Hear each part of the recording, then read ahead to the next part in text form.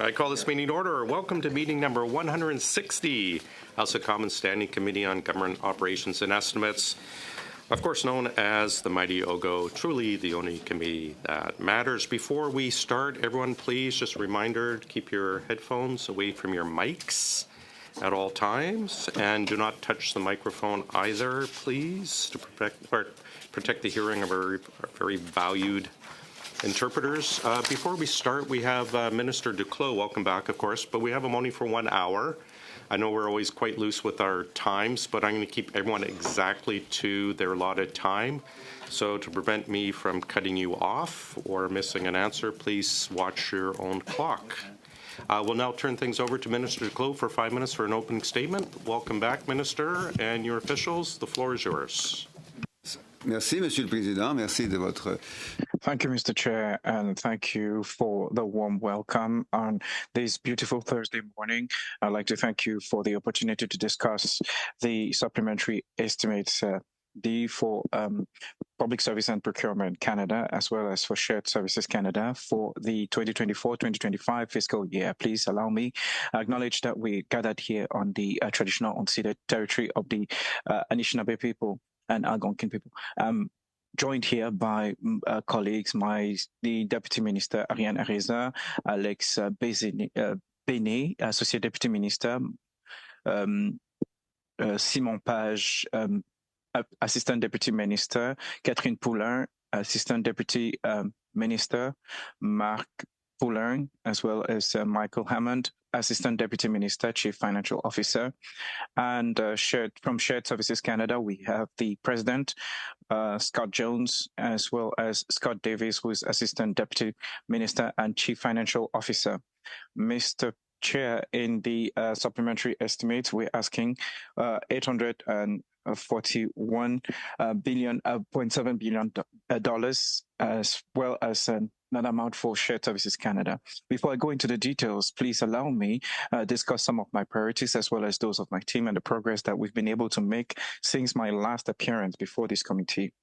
First, government's plan to address the housing crisis by building 4 million extra housing, which is the most ambitious construction plan in Canada, and we are fast-tracking things. PSPC is doing its best in order to make sure that this is going forward, and we launched an initiative which includes 83 federal units, which will add to these construction units, and we will increase that number over the next months as we continue to assess the availability of public lands, excess public lands. As far as is possible, our government is reconverting its properties into affordable housing, not through unique sales, but spreading out the payments in order to make it more affordable and ensure that public lands remain public. In the meantime, Mr. Chair, we recently had a milestone in order to make dental care services more affordable for admissible and eligible Canadians. And to date, over 1 million Canadians have been able to receive dental care as part of this plan, and over 3 million Canadians have been able to secure a membership card, and participation will continue to increase next year as more and more Canadians aged 18 to 64 will become more eligible under this plan. Since then, Mr. Chair, basing ourselves on recent reports and including those of this committee, the Canadian government has provided a certain number of improvements, significant improvements, in order to protect the federal procurement system. We've intensified our systems in order to detect fraud and counter certain unorthodox practices by some suppliers and public servants. PSPC staff continues to work with other government departments on surveillance measures, especially when it has to documenting the requirements as well as decision-making when it comes to procurement and professional services. I would equally mention that PSPC is progressively putting in place a management system to gauge the performance of suppliers in order to continue checking costs and ensuring that this is aligned with quality and the calendar. And as soon as this program will be put in place, there will be a grading system that will be used in future for future submissions. Mr. Chair, in order to come back to the supplementary estimates for PSPC, most of the funds we're asking, which is $620 million, will help fund the implementation of certain essential infrastructure projects. PSPC is asking $102 million in order to put in place a new human resources and pay services, and $9.6 million for the Translation Bureau in order to ensure that both official languages, English and French, remain vital here in Parliament. I'd like to quickly move on to the supplementary estimates for Shared Services Canada, which as the pillar of technology for the Canadian government provides programs and services of a technological nature which Canadians so direly need. We ask for 52 extra million in order to move the budget from $62 million and an additional amount of $2.5 million for telecommunication infrastructure in view of the important G7 summit in Canada in 2025. Mr. Chair, this work only represents some of the important initiatives underway in my portfolio at PSPC, and I would be glad to address your questions and comments. With Mrs. Block for 6 minutes, please. Thank you very much, Mr. Chair, and thank you to you, Minister, and to your departmental officials for joining us here today. After 9 years of this Liberal government, everything is broken, and you don't need to take my word for it. And I'm going to note that it's especially the procurement system within the Government of Canada. This is not a partisan statement, but a sentiment that is also shared by the Procurement Ombudsman. In an article from Blacklock's reporter titled $25 billion Contract System Broken, the Procurement Ombuds said that the Canadian system is kind of near the bottom tier, and that's a quote. He went on to say that the irregularities, such as the sweetheart deals, are symptomatic of a broken system. And on Tuesday, when he appeared before committee, he gave us some examples, such as, and it was quite a list, such as We Charity, ArriveCan, McKinsey, Bait and Switch, and now Indigenous procurement. And as you said in your opening comments, Minister Duclos, Public Services and Procurement Canada works with all departments when it comes to procurement. So billions of dollars are being wasted and going to Liberal insiders who are basically fleecing taxpayers. How much money are taxpayers on the hook for outsourcing this year? Can you provide us with a number? Well, I'm very glad that we're talking about procurement this morning, because procurement in the federal government represents approximately 400,000 contracts and other activities that, in fact, just dating back 2 years ago, have saved the lives of hundreds of thousands of Canadians because of the immense ability to save, the issues that we were obviously facing in hospitals and across Canada, vaccines and PPEs and other things, and pointing to the successes and the challenges, which you're correctly pointing to, that we're having with the national shipbuilding strategy, defense procurement. Excuse me, Minister. I didn't point anything out about the national shipbuilding strategy. I asked how many contracts are being outsourced and how much are Canadians paying for those contracts to external consultants. And I'll come back to this in a moment. I would actually like you to just provide me with the answer now. Well, we have, I'll come back to what I thought would be my first point. I'll come back to that second. But on external services procurement, as you will know, we have significantly reduced those dollars, because we don't need those investments so much as we did need them during COVID, where the lives and the safety of Canadians were extremely important to the federal government. By how much have you decreased the amount of funding being spent on external contractors? So by approximately 15%, because that's the right thing to do. 15%. What is the dollar amount? I know translation may have a difficulty if we interact too often together. It will be difficult for French-speaking MPs and others listening in the room and outside to follow. I'm going to interrupt here, and I've stopped your clock. This has come up before repeatedly. If there's issues with interpreters, they will advise the clerk, and the clerk and I will intervene. Until then, we'll get back, but we appreciate if you could respond to the question. Thank you.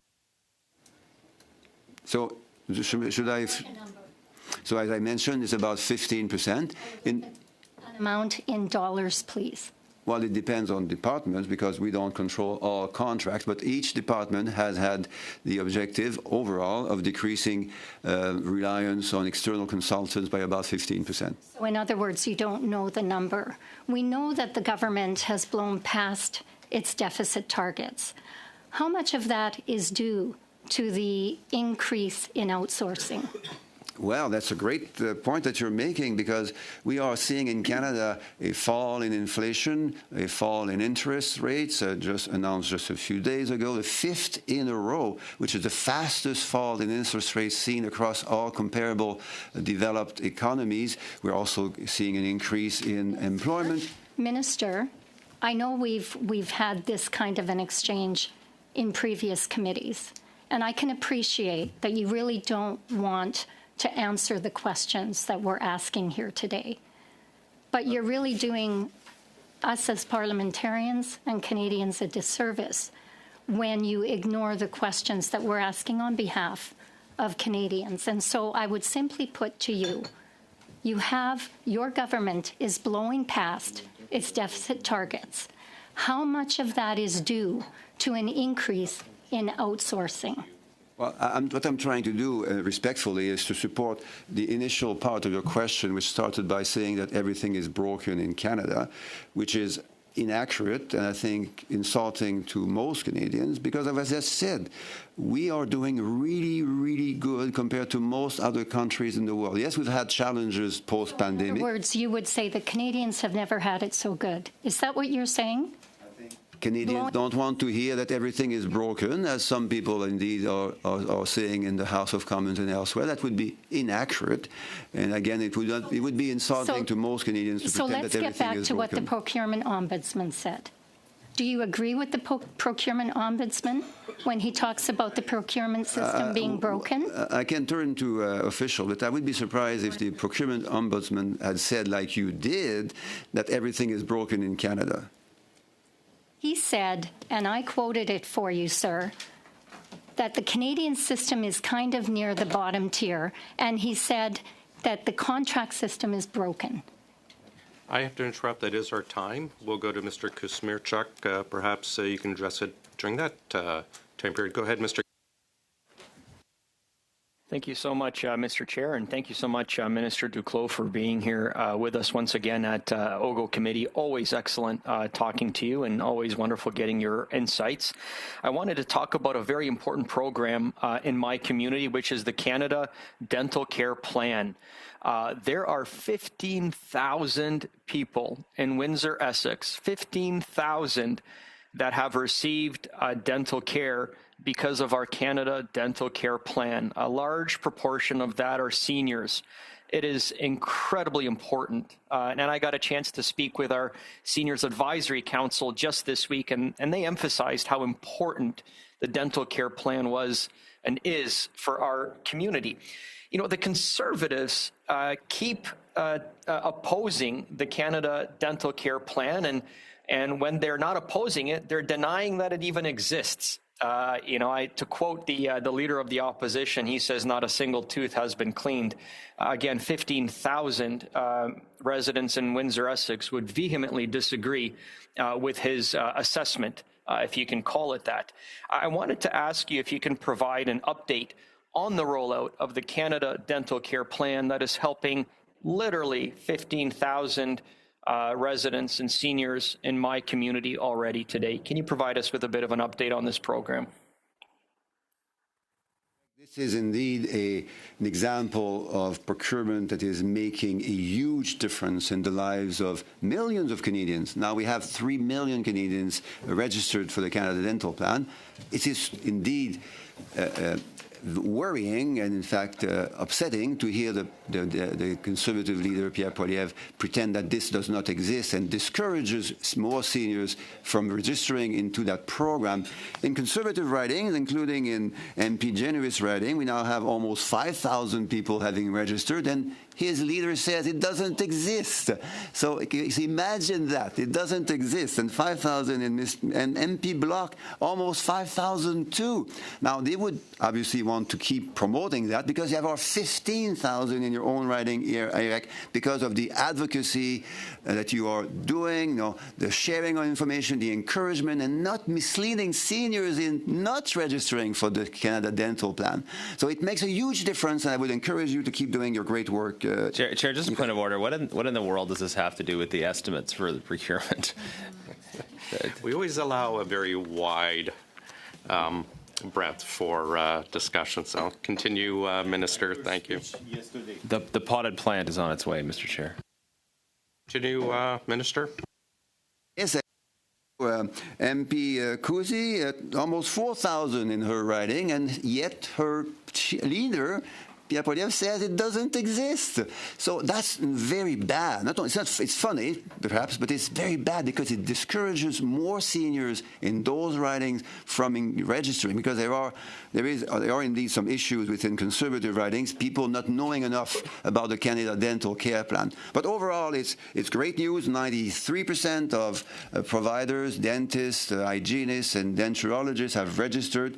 I would point that the NDP has played a key role in that. Without the NDP's support, this would not have happened, because the Conservatives and the Bloc have done everything they could, including in the estimates that we have voted just this week, to stop this program from going on. And the question is about why does it matter now? In the estimates process, there are important investments to support the enrollment, the development of that important dental care plan. So thank you, Eric, for all that you do. Well, thank you very much, Minister. And on that point, I noticed my colleague, Mr. Genuis, very eager to join this conversation. So I hope, Minister, you get a chance to ask him personally whether, as the MP for his riding, whether he supports the Canada Dental Care Plan that has provided such a benefit to thousands of residents in his riding. I'd love for you to ask him that question today, if you do get a chance. But I wanted to move on to another subject matter, which is national defense, which is so absolutely critical to Canada. And Minister, this last month, I got a chance to actually tour the HMCS Harry DeWolf, which is the first Arctic and offshore patrol ship, AOPS ship, that was docked in Windsor, Essex. We had the entire community coming out to tour this incredible ship, and I got a chance to meet with Commander John Nicholson and his crew there. Absolutely amazing. And they talked about how these investments in these AOPS and these patrol ships is helping us to defend our Arctic sovereignty and strengthen defense. Can you just talk about the progress on the remaining vessels in this class, any notable achievements or challenges that were encountered in the construction as well, too? Because it was a magnificent ship, incredible crew, and I just wanted to ask a little bit of an update on that, please. Eric, I'll turn soon to the Deputy Minister Simon, who will provide details. But at a very high level, the National Shipbuilding Strategy is leading to the creation or sustainment of about 20,000 jobs every year. It's also leading to significant successes on the international stage. We know how important it is in 2024 to be able to fight for the interests of Canadians here in Canada and outside of Canada, their security. We are doing this, obviously, in support to and collaboration with the United States. We have just signed a couple of weeks ago an icebreaker collaboration effort pact with the government of Finland and the United States. This is remarkable. This is going to build on the important progress that we've made in the last years on the National Shipbuilding Strategy, including building these AOPS and other ice-breaking I have ships. to interrupt. That is our time. We'll now go to Mrs. Vignola. The floor is yours for 6 minutes, please. Merci, Monsieur le Président. Monsieur Duclos. Mr. Chair, I'd like to thank Minister Duclos for appearing here today. Thank you for joining us today. Mr. Duclos, my questions, well, they're not mine, but that of the writings across Canada that I received for the dental care services which you mentioned a moment ago, I would mention that it's a good idea for people to be able to get that treatment at all ages. But this question comes from a lady from my riding, and the question is, why should I have a Sun Life card when in Quebec we have civil servants who could use the insurance health card in order to access dental care, especially with children? That was her first question, and I was wondering, could you maybe remind us how much the management contract cost Sun Life, and how many people could have been able to access that care if the amount was transferred to Quebec in respect of their jurisdiction and competencies? Excellent question. Thank you, Julie, for asking that question. The RAMQ, which is the Quebec Health Card, and dental care should have been part of health insurance 50 years ago in Quebec and elsewhere in Canada. It was not done in spite of the hopes back then, which makes it such that dental care is not covered except for really specific segments of the population in Quebec and elsewhere in the country. In Quebec, it's only covered for children under 10, and for certain services in particular, it excludes most preventive care treatments, which are really important for children in their development and health. And for other Quebecers, there's really little coverage. So in Quebec, more than everywhere else across Canada, the need is quite stark, and we noticed it over the past months. And a third of members of this plan are Quebecers. Mr. Duclos, the question from my writing is, why does she need a Sun Life card instead of the health transfers being made to Quebec so that she can be able to use her RAMQ card? For two reasons. The first one is that the Quebec RAMQ does not cover dental care for the majority of Quebecers. And the second reason is that Sun Life is working quite efficiently. 95% of suppliers of providers in Quebec are registered, and dentists, denturologists, and hygiene experts would be quickly paid, and it would be easier for them to take care of these patients, especially the most vulnerable ones who would not be able to be covered. Thank you. So if these health transfers had been made, which is the opinion of my the individual in my writing, they would have been able to use their health insurance card, which wasn't the case in the past. Having said this, in terms of dental care, I still receive emails from people whom, when they report to their dentist office, they are told, well, no, it is not covered because I'm not part of the agreement, and because I was not able to complete the process. It is lengthy and not easy to navigate. So next time, go to another dentists. So they have to look up dentists who are equally loaded with clients. So why is it such that certain dentists and denturologists, and I have one who wrote to me that they've been waiting for 4 months in order to have partial implants because the process is so long, that they were advised to meet with a different denturologist. So why is the process so lengthy? Why is it so convoluted? And why is it such that these people, contrary to promises, are not able to get the care which they really need? So most providers who are in Quebec are registered, and many more enrolling in the program. 3, they're dentists and denturologists and hygienists who already have a significant client base, and they continue to provide services. And in order to find these services, simply type dental care, and this will take you to a web page where you can put in your postal code and find the dentist or denturologist or hygienist that's closest to you. And it's rare that you find one on that web page who is not registered. So we know that there are few of them. And generally, the challenges are mainly for the providers, and they are invited and encouraged to contact Health Canada. Thank you. Now, I'll talk about the fact that Canada Life received the management contracts in terms of administering these insurance, the civil servants insurance plans. Canada Life has made improvements. We'll give you that, but it's their contractor MSH who doesn't seem to understand. Now, retirees from the civil service are equally under Canada Life. like active civil servants. Now, how much did it cost how much did it cost for retirees of the civil service to get the health plan under Canada Life? I'll address your first question, and the second one I'll invite my colleagues to address more specifically.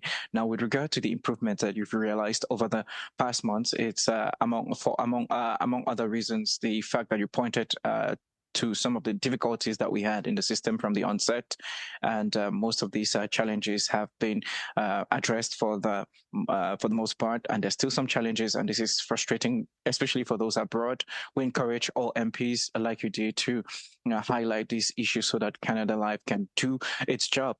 How much it costs exactly, I'm not sure. Session. Mr. Boulouris, go ahead, please. Merci beaucoup. Thank you very much, Mr. Chair. Thank you, Mr. Minister, for appearing here today with your entire army that's here to support you. I'm quite interested in the fact that the Bloc Québécois is asking questions on the dental plan, because were it not for the NDP and negotiations to force the government to provide this dental care, it would never have happened. And I'm proud that over 1 million Quebecers are now enrolled in this dental care plan, and over 325,000 have already accessed dentists and received dental care, and paid in part or in total by this federal program. And I'm really proud of this, because this is something that at the NDP we really pushed hard for, contrary to the Bloc. I'd like to ask a question on the digital portal at the Border Services Agency. CBC Radio informed us that it cost close to $500 million for service that concerns customs and import duties on certain goods and services, and that this portal in a month reported 20 inconsistencies in a very short time. And now we have $500 million of public funds that were invested, and it's not working. And this is something that had been in place since 2010. So it's been 14 years that the federal government is working on this, and it costs over $500 million, and it's still not working. It's broken. Thank you, Mr. Boulouris, Alexandre. Now, on the dental care plan, very quickly, you're right to state that your support was critical, and we would like to load your efforts on that file, and we want to mention that it's not complete so far, because from 2025, 1 million additional Quebecers aged 18 to 64 will be eligible for this dental care plan. So there's a lot of work to do in the first half of 2025, and we appreciate your continuous collaboration. Now, with regard to the portal for the Canada Border Services Agency, you're right to state that it's a critical service that has cost quite a lot of money over the past years. This is a system that is absolutely necessary, because the former 35-year-old system was close to crumbling at any moment. And we have infrastructure, and when you set up infrastructure, there's always problems and hiccups from the beginning, and it's important to recognize and acknowledge these problems. I mean, we've been on this since 2010. We're in 2024. It's been 14 years, but we started rolling out the program only a few weeks ago. So in spite of all the efforts that were made, and I'd maybe ask the team to chime in, there's still some challenges with reliability and clarity in the system, which are currently being addressed in real time, and also questions that people are asking on the ground, because it's a new system and people need some time to acclimatize.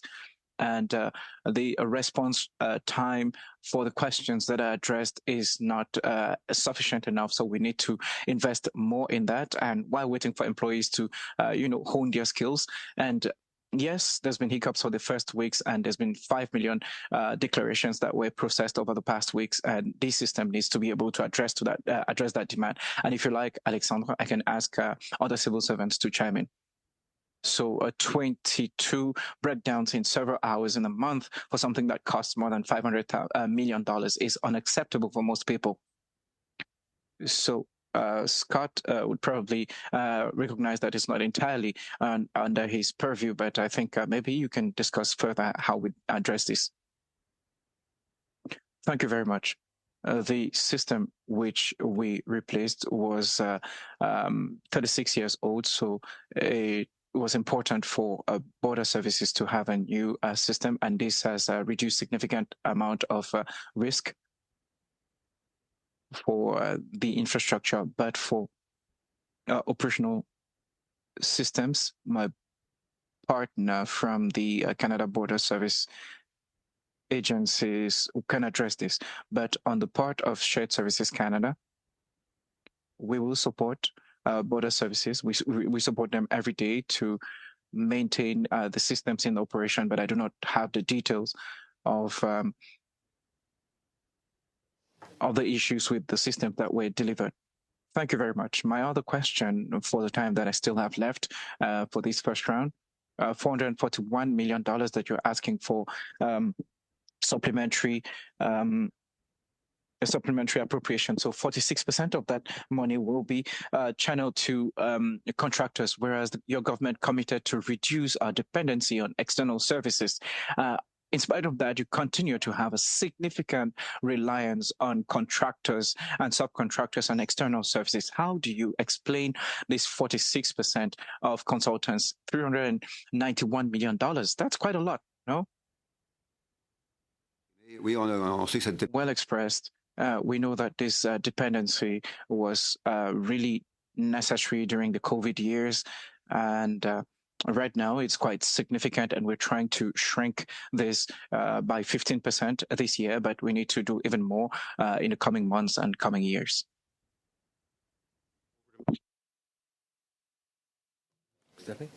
Oh, Mrs. Kusi. Merci beaucoup, Monsieur le Président, et bienvenue, Monsieur le Ministre. Thank you, Mr. Chair, and welcome to the Minister for appearing. This is our committee. Thank you for appearing this committee this morning. Found committing fraud against the government. Last time you were here in November, the number was 7. How many is that number at today, please? Merci beaucoup pour la question. Thank you very much for the question. I'm happy that we can talk about the procurement system because this plays a key role for Canada, workers and businesses, and it's really key for government and Canadians. And for such a system, I'm waiting for the number from you. You are the minister, so in my view, you should be able to tell us how much. And yes, you're entitled to knowing the exact numbers and the up-to-date figures. Quickly, because I have many questions. The respect we're supposed to afford other members of our House, including ministers, and so I would just remind Ms. I appreciate that. Yell. Respect goes both ways. There was a very clear question. I think taxpayers and MPs deserve a very clear answer. Point of order. Continue. Go ahead. It's more about the yelling at the minister than the question. Thank you. I'm sure Mrs. Kusi will take that under advisement, but continue, Mrs. Kusi. Yeah, it is a very clear question, Minister. How many cases of fraud? Please tell Canadians. Just the number. Do you know the number? Et si je comprends bien votre question, la réponse. If I understand your question, yes, I already asked you in English and in French. What is the number, please? The answer is 7 cases, 3 that were announced last spring, 1 that added in July, and 3 others over the past weeks. Comme vous le suggérez. Civil servants, as you suggested, and as is important, are continuing to do their work on integrity. It's much easier now with the electronic procurement system and with information sharing. Thank you. And what's the value of these 7 contracts, these fraudulent contracts? What's the amount, the dollar amount? For the specific amount, Deputy Minister, do you have the number? Would you? Donc, on pourrait vous attendre. Every effort that needs to be put into this is being put into this. Obviously, this is a politically independent process. We wouldn't want politicians, whoever they may be, to undermine the ability of the independent public service officers to do that job. So it's not a matter of how many I think there should be. Okay, It's so how you many said the public that you service. don't want to undermine public service officers doing their job.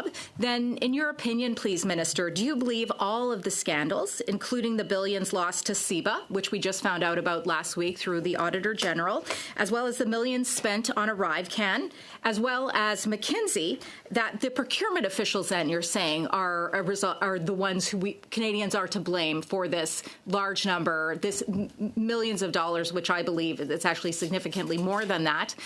But what do you believe it's your officials to blame then, Minister?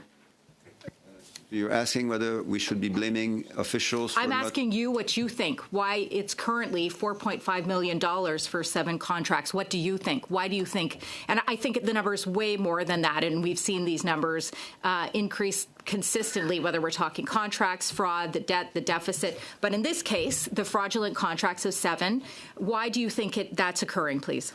So, as you're correctly suggesting, officials have the obligation to do whatever they can in an independent manner, not focus on politics and politicians, to do whatever they need to do to find out instances of fraud, and if there are such instances of fraud, to do whatever they need to do, including with the RCMP and other law enforcing institutions, to collect and recollect the amount that would have been paid inappropriately. Okay, thank you. You mentioned politicians. Minister, I just wanted your ideas as to what you believe your leader, the Prime Minister, is doing to the Finance Minister. We've seen 2 days of leaks in the Globe and Mail, and we know now that he has forced his radical spending on your Finance Minister, Minister Freeland, and that he has forced her to break the $40 billion deficit. And in fact, we just found out today, just today, that he is begging Mark Carney, Carbon Tax Carney, Conflict of Interest Carney, to serve as the next Finance Minister of Canada. So your Prime Minister, who actually is overseeing all of this procurement, all of this fraud under CEBA, under ArriveCan, I have some sympathy for you, that he is now going to oust the first female finance minister in Canadian history. Do you think that's right? I apologize, Minister. That is our time, but perhaps you can respond in Mr. Sousa's 5 minutes. Go ahead, Mr. Sousa, please. Minister, thank you for being here, and apologies for some of the antics across the way. And the disrespect is really unfortunate, because I do appreciate, I think most Canadians appreciate the work that's being done to try to bring transparency and greater order to procurement. Thousands and thousands of contracts are done by the Canadian government, and some are not done properly, as we have investigated, and as members of the team have ventured to correct. And my question, I have 3 actually. One is in regards to the Canada Land Bank. In my community of Mississauga Lakeshore, One Port Street, Canada Lands is the property owner of a beautiful property marina in the area. A lot of revitalization has been done in the community, and they're very grateful for that and continuing. And the residents are eager to see this revitalization. So I'm asking you if you can talk about how your department is working to convert underutilized and vacant properties into housing. Thank you so much, Charles, and thank you for pointing to the Federal Lands Initiative in your riding and across Canada. We know and feel how stressful it is for Canadians to go through the housing crisis. The good news is that we have in Budget 2024 the most important housing investments ever seen in the history of Canada. That is going to transform the lives of millions of Canadians. We're going to build millions of homes, many of them, and hopefully most of them affordable. And that comes through the leadership of PSPC. As you said, PSPC is an important supporter of that initiative, but more broadly, PSPC is key. We have $34 billion in procurement activities every year, 400,000 contracts and amendments.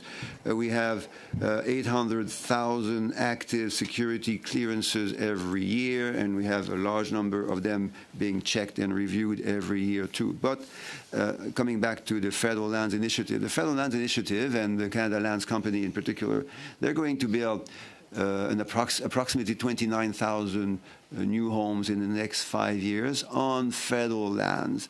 And that's in addition to and in complementary to the Federal Lands Bank initiative that you have noted. We now have 83 properties in that bank as of now. We started in August, and that we're going to build approximately 35,000 new homes in the years to come. And we hope that your leadership and the leadership of other MPs around the room will help connect communities, mayors, councillors, not-for-profit housing providers to speed up the construction of those new homes. Thank you, Minister. Another issue of concern in my community, and just 2 days ago, there was a town hall regarding health, guns and safety issues, crime. And a lot of reforms have been done by the federal government to try to strengthen those issues and trying to persuade now the provincial authorities to proceed more effectively in enforcing the law. But it's clear to me that there are a number of measures that the government has taken to support strong gun control measures, right? And I'm actually quite appalled to see members of the opposition working with the gun lobby in an attempt to weaken those very gun laws. And we're talking about assault rifles and so forth. Can you explain how this government is taking assault-style firearms in our communities through the buyback program that is, in fact, part of the PSPC? And, Minister, regardless of what the members of the opposition are saying, it is part of the work that you are doing at PSPC with regards to the gun buy program. And indeed, it belongs partly to PSPC and public safety as well. A quick reminder, in 2020, we banned about 1,500 models of weapons that have no place in Canada, in civil society Chair, in Canada. Can you ask them to please settle down? We're trying to hear the answer. Are you referring to the minister or I'm referring to the opposition? The opposition. Okay. And Chair, I don't appreciate that as well. I mean, it's really unfortunate. You're right, because I believe opposition. Sorry, Minister. I'll pause the time. Colleagues, if you allow the Point of order, Mr. Chair. I think Mr. Sousa already heard the answers during practice, though, didn't he? It's not a point of order. Minister, please continue, and go ahead, Mr. Sousa. I think it's a good gesture on your part, Charles, for everyone to be able to hear that story, because it's going to be important in the weeks to come as we unroll the phase 1 of the buyback program from shops, and then the phase 2 from individuals who legitimately and totally legally bought these assault-style rifles years ago. But these weapons are designed for wars. They are designed to kill as many people as possible in as little time as possible. That's why we outlawed 1,500 models of those firearms in 2020. Last Friday, we added another 324 models because the gun industry is very creative in designing and then producing new assault-style weapons. That is why this week we're putting into place a firearms reference table, which will automatically update that list of prohibited assault-style weapons. Thank you, and my department, in collaboration with others, will be there to unroll Madam the Vignola, procurement, the buyback Sorry, program. Minister, our time is up. Madam Vignola, the floor is yours for 2.5, please. Merci beaucoup, Monsieur. Thank you, Mr. Chair. Very quickly, I'd like to remind you the first statement that I mentioned during my first 6 minutes.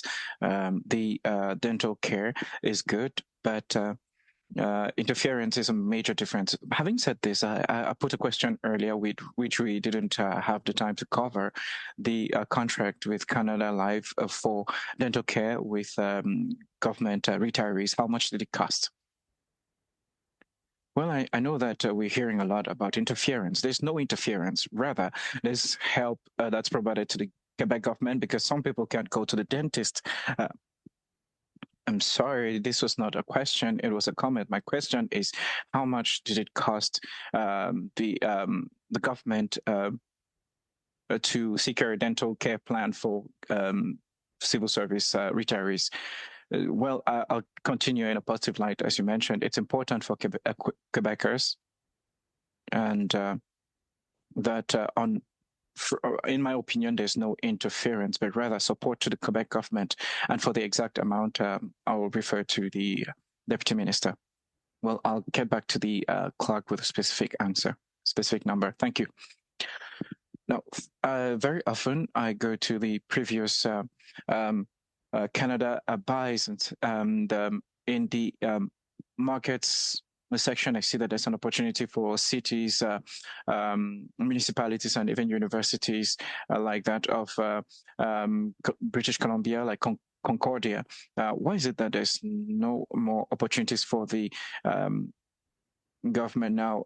Taxpayers not only pay for offers from Canada, but for all that is published across Canada. Well, this is an invitation. It is not an obligation that is placed on provinces and certainly not municipalities. We're inviting them to take advantage, to avail themselves of this website that is already in place and that brings together multiple thousands of service providers across the country. Very quickly, recently, our country mentioned the number of persons per riding with dental care plans, and we found the numbers, but by province. How can citizens have access to the number as the government per riding?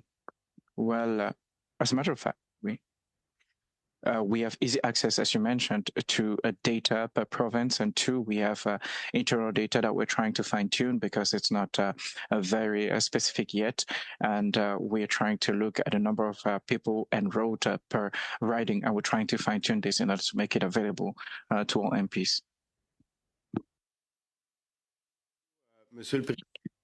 Thank you very much, Mr. Chair. Mr. Minister, you were kind enough by mentioning that the dental care plan was help to the Quebec government. I'll go further and say that this program helps Quebecers first and foremost, and that was our priority and our first mission, to help the Quebec government and also help people who did not have access to dentists. You talked about the issue of housing in your introductory statement. You talked about the fact that the federal government could help with long-term leases in order to help build affordable homes. How much money are we talking about on how many pieces of land and affordable homes, but how affordable are they? I know it's many questions, three of them.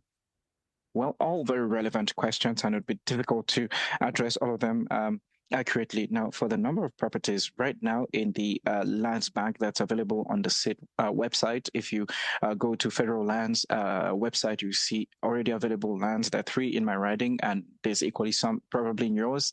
83 that in addition to the 3 updates over the past month, with an objective of over 35,000 homes built, a good chunk of them affordable, and with amphitheatric leases. I mean, what proportion of those are affordable? And when we talk about affordability, is it based on people's revenue? Is it based on the average rent cost in the region? It depends on local definitions. In Quebec, for instance,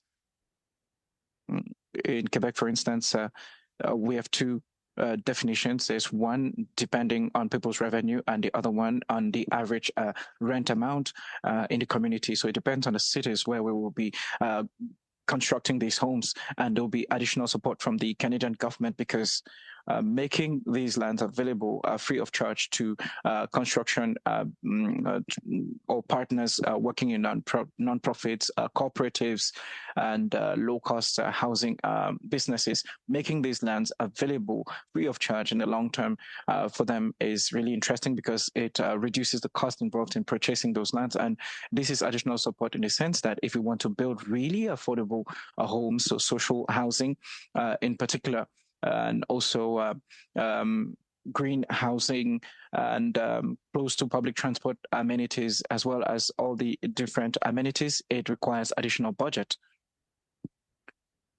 So are you going to invest in that light? Yes, we will invest, not just to make these lands available, but even go further and have more affordable homes. Good to see you, Minister, and wishing you well in the upcoming Shuffle sweepstakes. You mentioned at the beginning a grading system, and I want to ask, if you were to give a letter grade to the effectiveness and integrity of the procurement system over the last 9 years, what letter grade would you give? Well, thank you, MP Generous. We see each other in many circumstances over the last week. I appreciate the fact that you're asking good questions on procurement and implicitly recognizing that I'll appreciate when you answer them. Yes, I'm coming to that, obviously. I doubt it. Go ahead. The fact that you're asking those questions about integrity also suggests that you value. Sir, just give me a letter grade, though. Like it's not a difficult question. I'll get to the difficult ones later. But how would you rate your performance, the performance of the government's procurement department over the last 9 years? Just give me a letter grade. Well, in the last 9 years, I can speak obviously to the number of thousands of lives that were saved during COVID-19 because of vaccine. I'll give you 10 seconds to give me a letter grade. Go ahead. So yes, you can also speak about the national shipbuilding strategy, which is sustaining the jobs of about 20,000 workers every year. Okay, time's up. Honestly, if I were the minister and I had your record, I would not want to give a letter grade either. Minister, if a third-party auditor flags that there's fraud on a particular procurement file and recommends that it be referred to the RCMP, what should the government do in that case? Another fairly easy question, I think. What it should do is that exactly what you're probably also thinking is that it should take those allegations very seriously and expect and demand that public service, independently of political interference, do the job that they need to do. And what is that job? If an independent auditor says there's fraud, we think it should be referred to the RCMP, the public service should then refer it to the RCMP, right? Yeah, well, the public service should they? is a big, not every. Sir, we're still on the easy stuff. If a third-party auditor says that hypothetically a procurement file involving the Canadian Healthcare Agency involved fraud, and that third-party auditor says it in a meeting with multiple public servants from multiple departments, saying we think it involves fraud, we think it should be referred to the RCMP. Should they take it seriously and refer it to the RCMP, or should they take it seriously and try to bury it? What would you suggest? Well, you spoke about hypothetical, and hypothetical cases are not truly useful cases to discuss in such general terms. I think you need to be more specific as to what exactly you have in mind. Okay, I have in mind the case this committee heard about this week from Gary Hartle, who was an independent auditor who brought a room full of public servants evidence of Indigenous identity fraud on the government years ago, and recommended that the case be referred to the RCMP. The government decided, in his words, they didn't want any trouble and decided to bury it instead of referring it to the RCMP. Do you think that was a good idea or a bad idea? Well, MP Generous, this is a great question, which I heard you ask. And I look forward to a great answer. Exactly just a few days ago to Minister Aidu, and she provided all the answers that you were correctly expecting of her, because it's in her file, it's her department. You know that because you asked her directly those same questions. PSPC officials were in the room, sir. Your officials were in the room. I think at a basic level in terms of setting the tone, now would be a good time for you to advise your officials and the public that when they become aware of instances of fraud, they should refer that fraud to the RCMP. And you seem unwilling to say that. Je peux le dire en français si en anglais ça fonctionne moins bien. Mais I can say it in French if it's not working into English. We had a meeting where you were present, Mr. Generous, with Minister Aidu, and you asked exactly the same question, and she provided you with the proper responses. So if you want to have a conversation with Ms. Ailu, you can do that, but you had that conversation a few months ago. I welcome you. Neither. C'est une question très simple. Si c'est une... It's a really simple question. So if it's a case of fraud,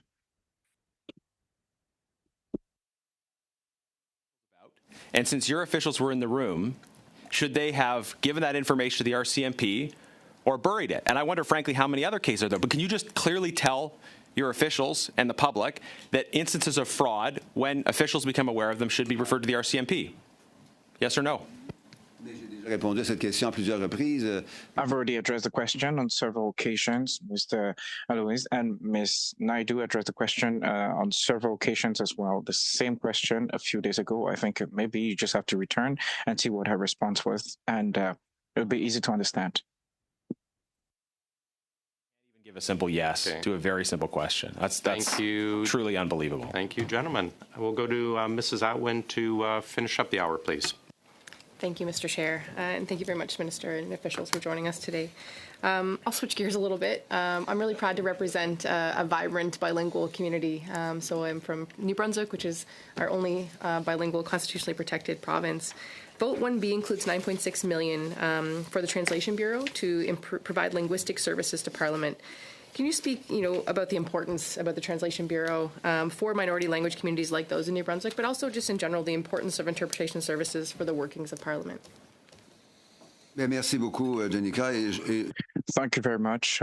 And we know that you are a proud representative of your riding and that you have that ability to be a proud representative of the diversity of gender in your ridings. It can be felt in your values and in your action.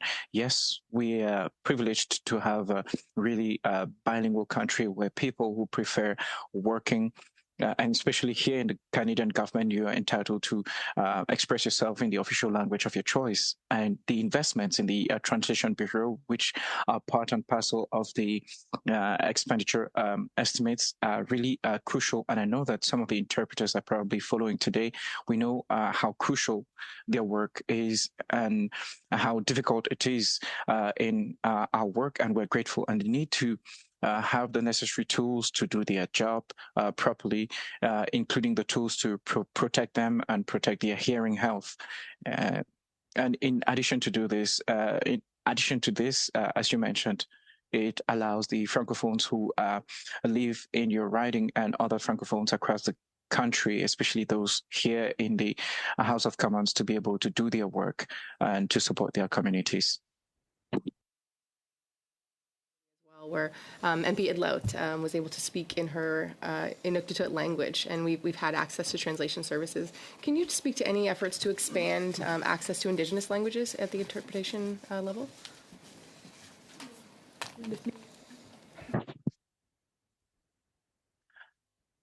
An equally excellent question. I would like to provide you with really specific response. Madam Deputy Minister, can you provide a response? As well as increasing access to Indigenous interpreters, working with various First Nations and communities to bring people to Ottawa or look at hybrid parliament in a way that will have better and increased access. Thank you. Excellent. And also, Budget 2024 explained about how labor shortages and resource constraints have strained translation services. Can you speak to how the Translation Bureau is working to resolve those labor shortages in the medium to long term? That's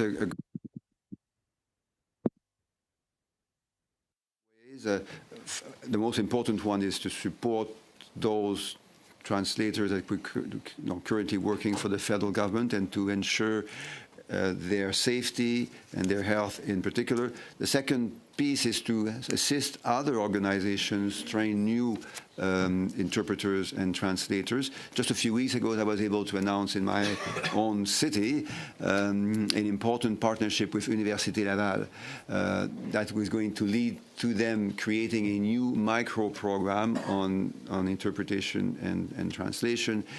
Up to 10 new students will graduate every year. This is great for my city, obviously, but we're doing similar things in other parts of Canada so that we have a new and continuing flow of new talents and people into supporting the translation and interpretation services here in the House of Commons in the Parliament.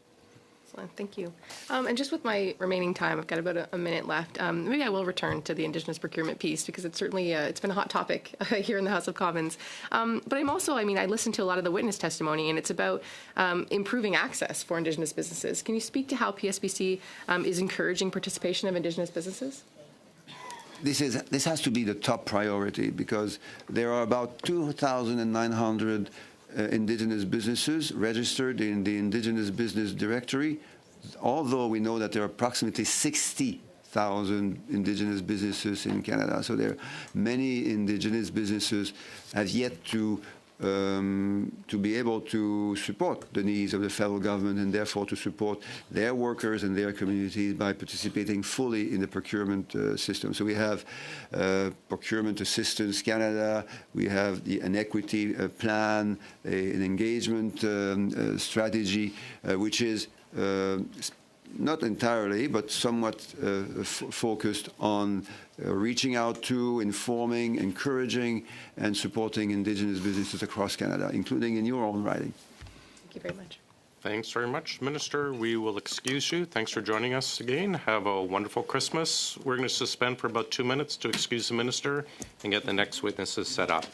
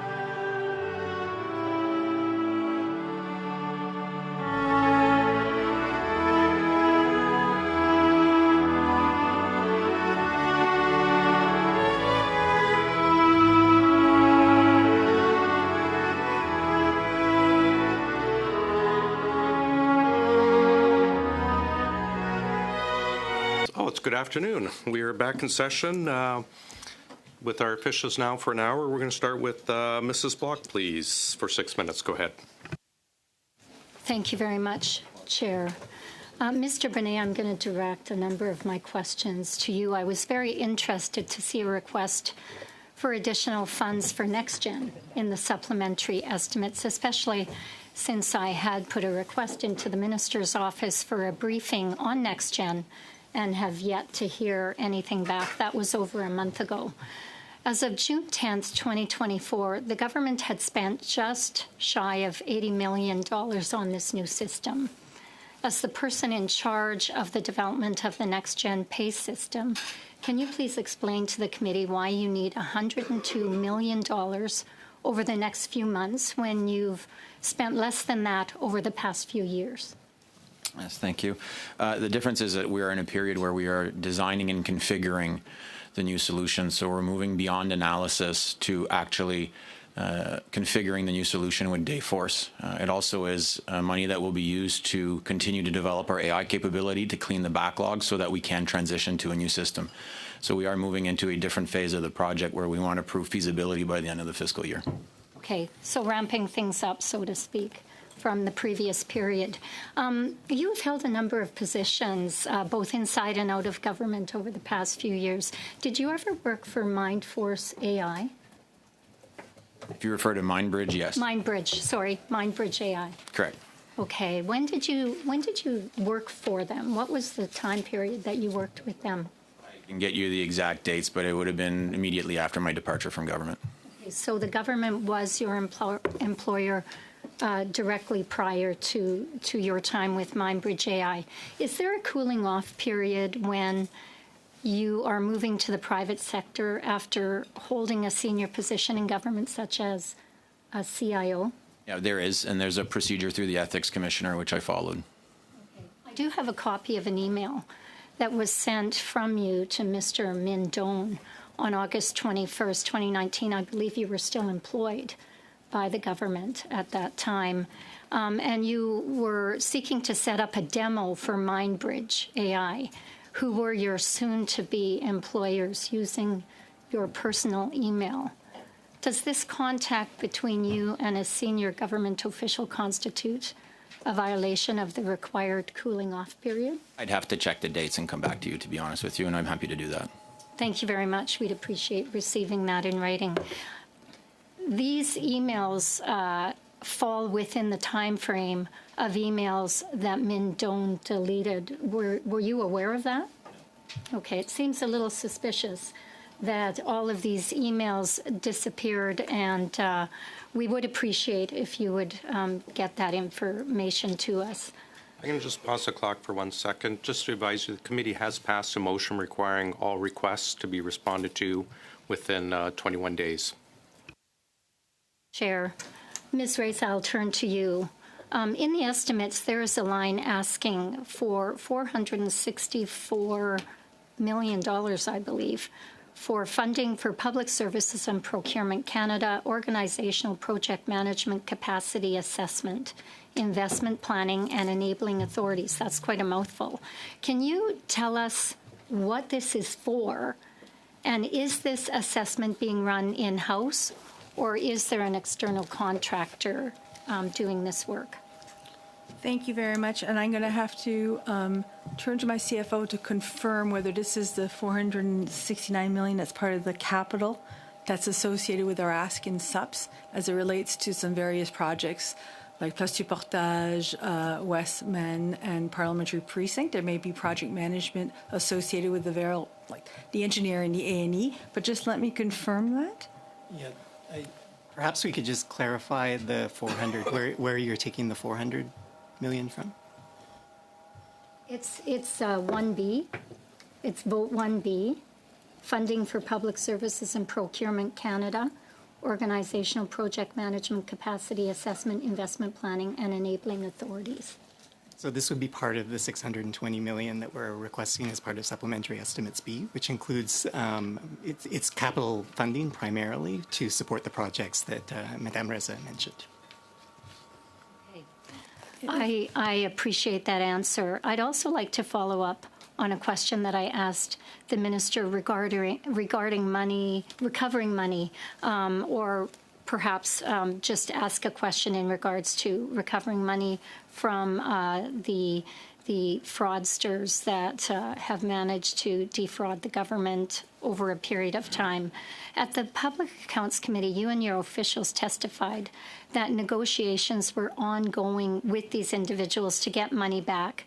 Can you please explain to us the nature of these negotiations, and why are you even negotiating with them instead of actually demanding that they pay the money back? Thank you very much for the question, and it also gives me an opportunity. Earlier, I confirmed the number of cases that we have sent to the RCMP is 7. That number stands.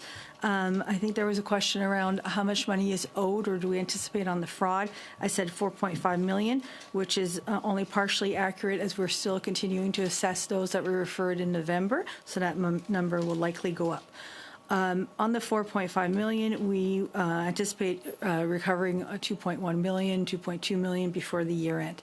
To the question about why it's taking us so long, we just started in the last few months with a new authority that Treasury Board gave us to actually act as the collection agent on behalf of the Government of Canada, so we didn't have that before.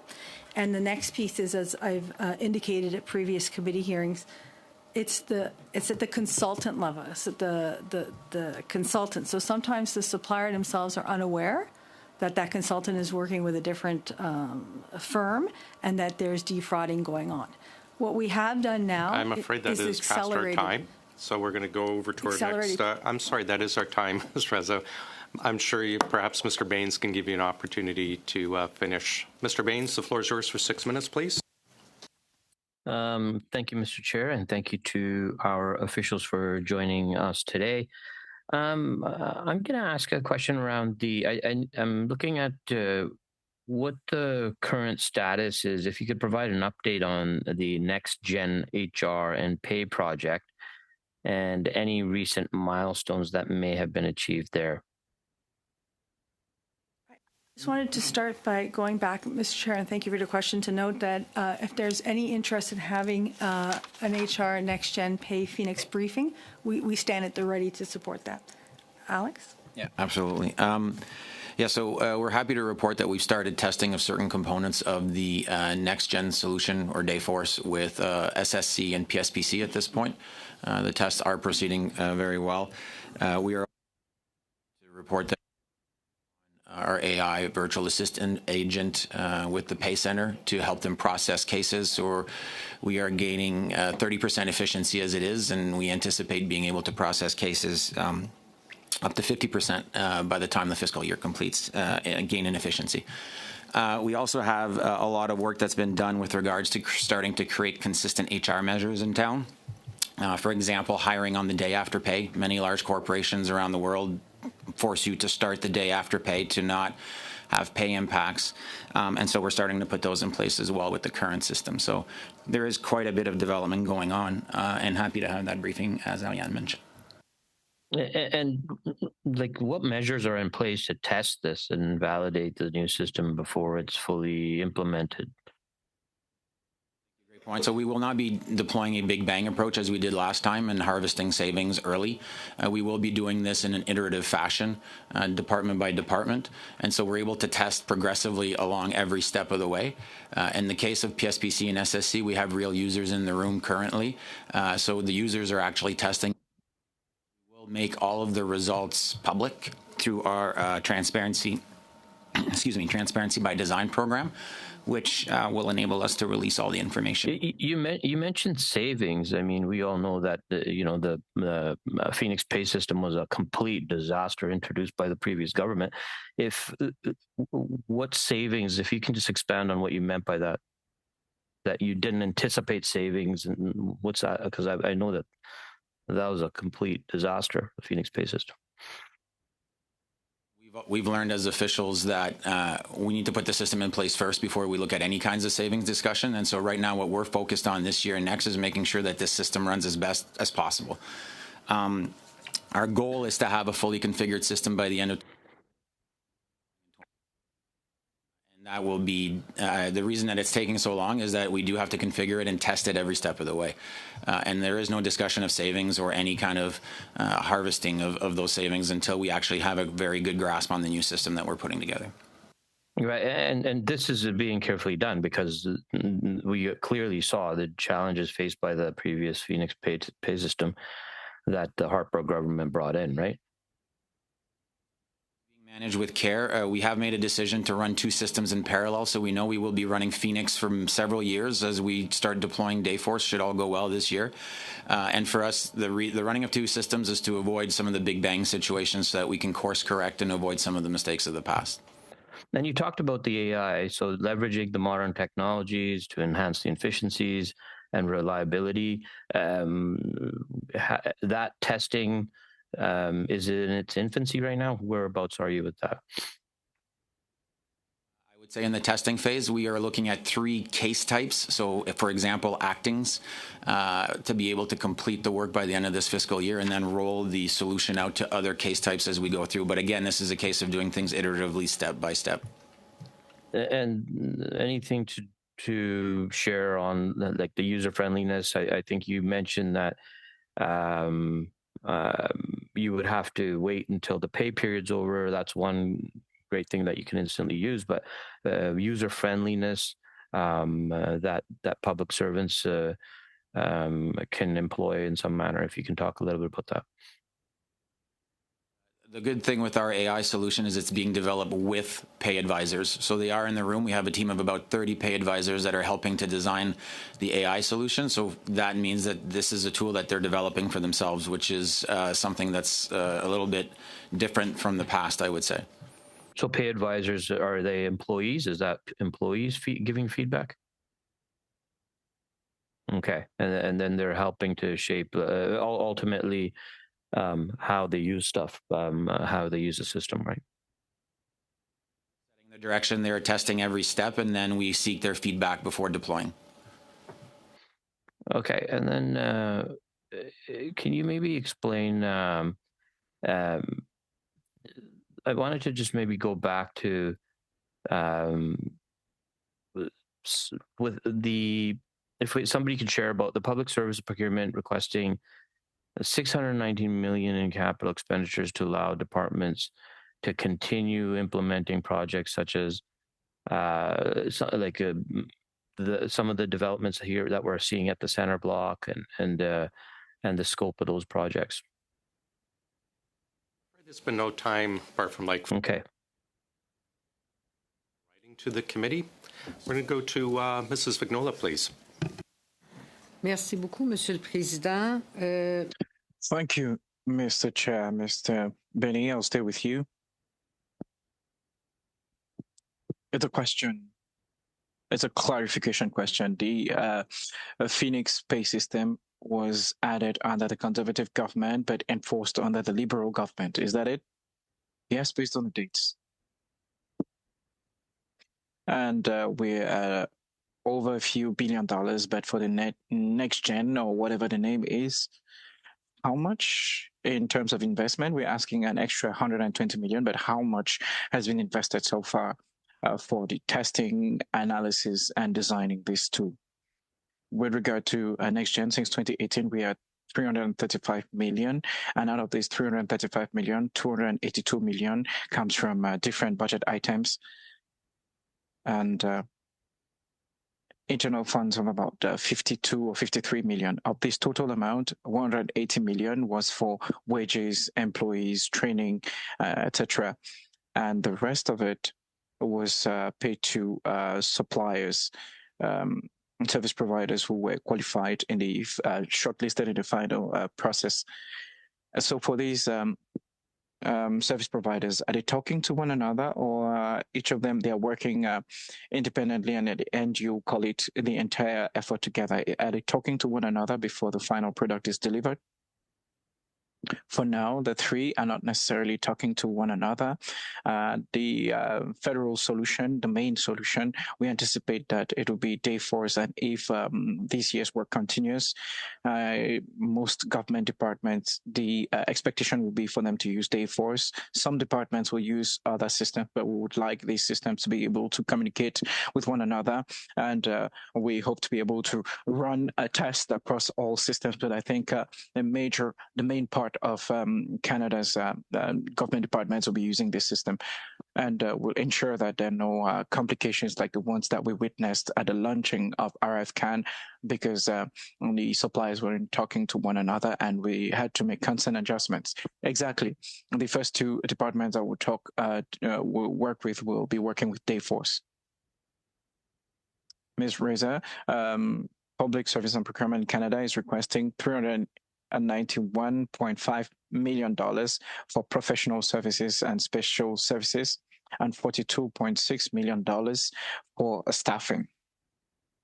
Meaning that for staff, meaning that this is about 9 times less than special services. What are these special services, and why could we not have these services internally? Thank you for the question. Most of the money in the supplementary estimates for capital projects.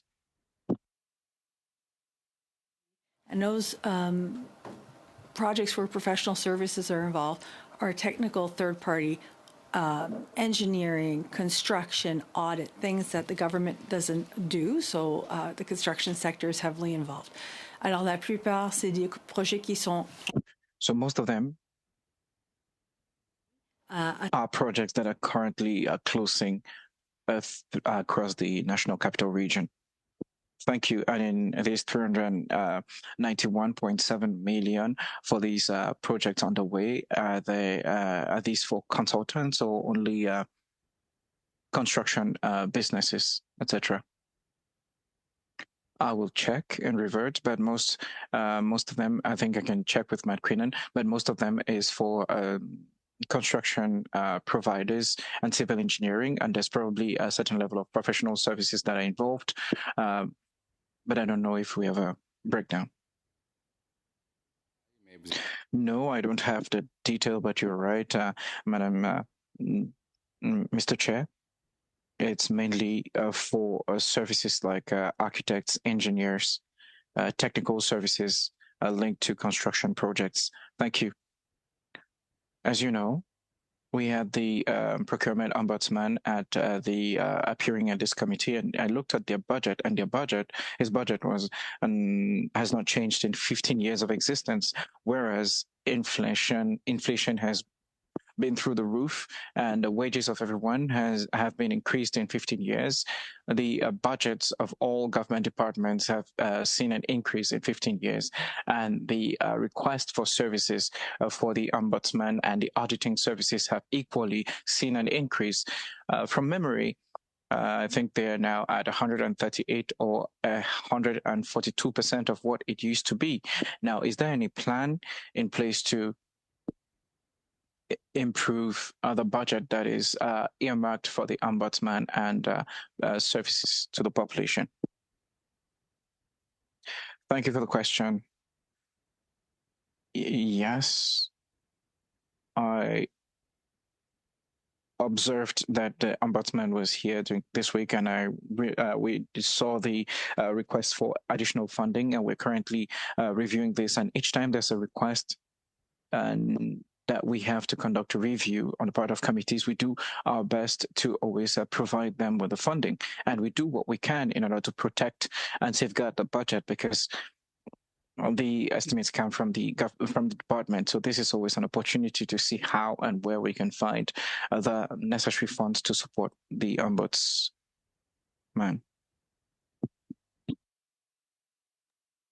Merci beaucoup, Monsieur le Président.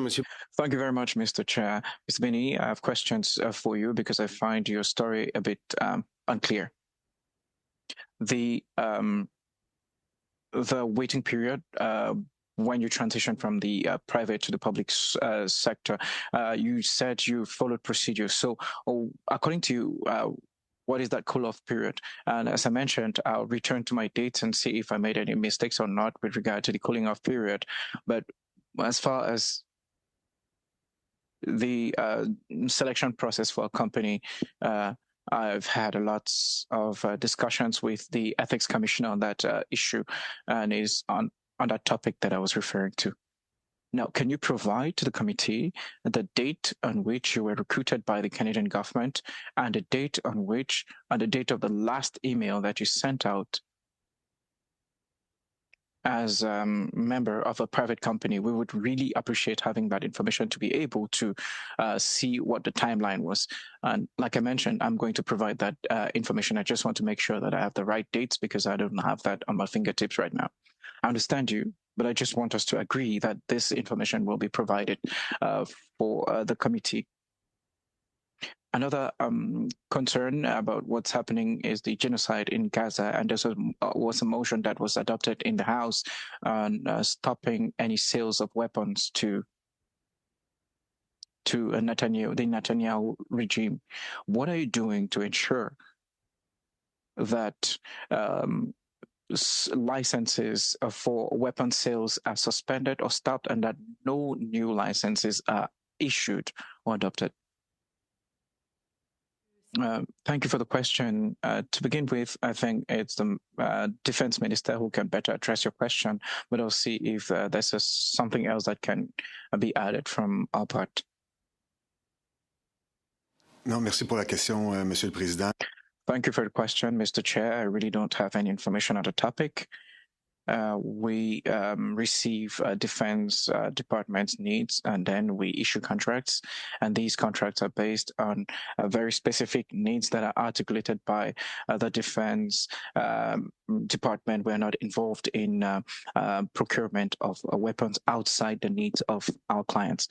Perfect. If you have any additional information, please submit them to the committee. It would be much appreciated. Another question is for the procurement of F-35s. This is a major contract. I was elected in 2011 for the first time, and we're already talking about acquiring these F-35s. We're concerned by the fact that there could be some components that are provided in Canada, that are produced in Canada in order to secure good jobs, good paying jobs in our country. So what can you do to ensure that these fighter jets, that we have our piece of the cake and that we're able to create and generate good jobs in our country?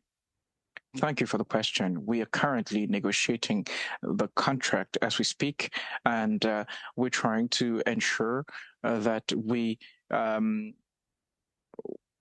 put safeguards as much as possible around protecting small and medium-sized enterprises as well as major businesses. Maybe we can add. Thank you very much for the question, Mr. Chair. Now, in terms of procurement for this project, the procurement aspect for the F-35s is underway. We should have our jets at the planned time. When we signed the protocol, we are part of an agreement with several other countries, and this is a partnership that makes it such that everything is happens by consensus.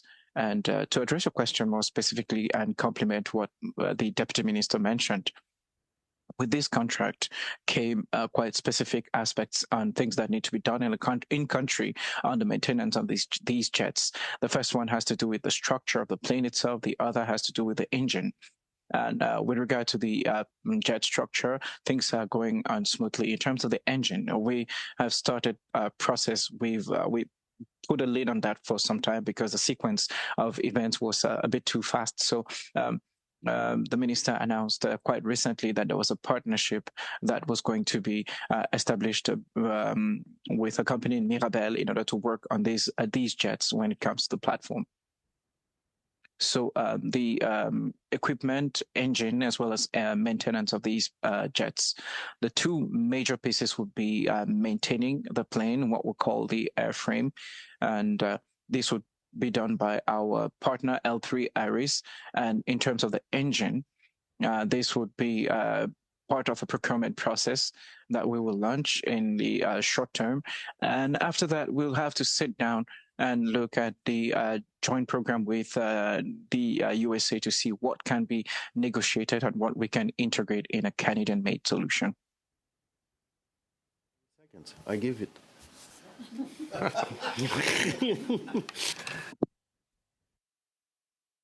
ahead, sir. I'm not sure about that. I'll take it. Oh, Yeah. go ahead, Mrs. Kusi. Minutes, thank you. Madame Reza, why are contractors hired by this government completely unaware of fraud being committed by subcontractors against this government, please? Thank you very much for this question. We have been working diligently to increase the code of conduct and reinforce the awareness with suppliers of their obligations and the flow through from the prime to their subs. So we concur with the assessment that there needs to be better awareness and accountability through the work that we're doing in terms of restitution, for example. As I started to say as an answer to the previous question, not only are we accelerating, we're now starting to move to court. So we are reinforcing very vigorously those responsibilities. Why do you continue to negotiate with contractors that are responsible for their own contractors and therefore should ensure the work is actually being completed by the people that they hire? Again, as we've noted, we're building this muscle. We started with, in the last 6 months, identifying the cases, using data mining, asking TBS for special authorities to be able to seek restitution from the companies. We're giving due recourse and a chance for them to cure, to say, hey, we've discovered a problem. You may not have been aware of it because this sub is working for a different supplier. You are likely not aware of it because if you were aware of it, it would be a supplier fraud. In a way, right now we're focusing on the subs. And we are really reinforcing expectations on them and shortening that negotiation period so they have a cure period to be able to fix it, make the government whole, and then move to court if they don't do so. Thank you. Could you please provide the committee with the name of the general contractor that you are working with?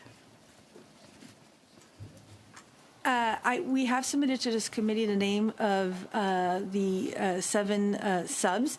They are across, so for example, I think that in the first 4 instances that we referred to the RCMP, there were 35 suppliers implicated. So I'm not sure, and I don't know. I know Madame Poulin is on the phone. Perhaps she has more information. On the phone is a little bit old school, but she's attending virtually if she has more information available. Okay. Why is it so difficult to ensure contractors and subcontractors are actually completing the work they've been asked to complete? Thank you very much for the question. Again, there's many different lenses to that. Client departments have a responsibility to review the quality of the work that's being provided for them, either through goods or services or a construction contract.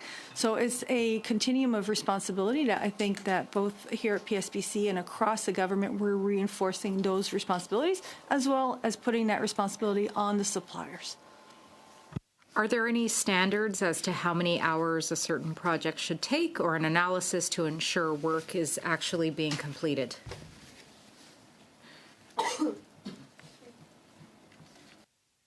Thank you very much for the question. I think there's 2 very key pieces to that. First, the business requirements are set by the client department.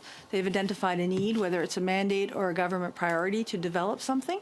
They work with their project management and their own business expertise to evaluate what they project. From the tendering and procurement process, we look at it as to estimate the time and quality and resources required. Thereon, the information is, or the tender is awarded, a contract is awarded. Subsequently, we look through task authorizations, verification, audit, contract management, which I think is something that this committee studies a lot in terms of ensuring that the work is done and accurately estimated. Why did the President of the Treasury Board find it necessary to write in our updated manager's guide that contractors should not be paid unless the work has actually been completed? Thank you very much. Again, that's probably best addressed to the Treasury Board Secretary that has the responsibility for the procurement system writ large. Perhaps they've noticed irregularities that needed to be anchored in policy. How many companies have been paid but have not actually completed the work that the government was paying them to complete? Again, I'm going to go back to the issue of the 7 cases where we found fraud in terms of overbilling for time as the anchor of what we have on our radar as we speak. Very much. Merci beaucoup. And I just want to be quick. Mrs. Kusi was asking for the name of you mentioned subcontractors or sources. She was asking for the level above that you were negotiating with. Can you provide those to the committee, please, within the 21 days as requested? Thanks. We'll go to Mr. Sousa, please. Thank you, Chair. Hi, guys. Can you provide an overview of the key responsibilities? I'm just trying to be nice. Just trying to lighten up a little bit. Deputies, Ms. Reza, can you provide an overview of the key responsibilities and functions of the Office of Supplier Integrity and Compliance and how it collaborates with other departments and agencies to uphold the integrity of the federal procurement processes? Thank you very much for the opportunity. I will start and then I will turn to Madame Poulin, who is on the line with us. OSTIC is a relatively new office established in early June. Its intent is to broaden what we had initially in place around our capacity to suspend and debar suppliers. So right now, we now have the latitude to look at where there's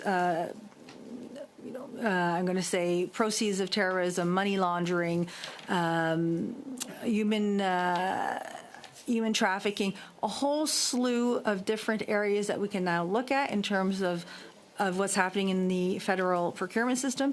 We are now encouraging all client departments to be able to write to us, contact us where they suspect fraud, where they've sent something to the RCMP. It is our intent to look at the federal procurement system as a whole and identify areas where we can suspend and then potentially debar suppliers. This is a much broadened scope. It's relatively new. We're building those muscles. We don't necessarily need a client department to tell us there's a problem. It is our first line of default, though, or defense. What limitations did your department face in addressing those supplier misconduct and ensuring the integrity of the procurement system under the previous government's integrity framework?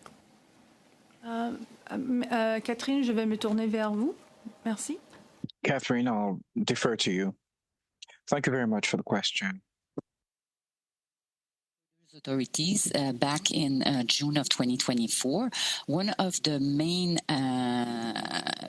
improvement to the policy, the ineligibility and suspension policy, is that we can now act without charges or conviction.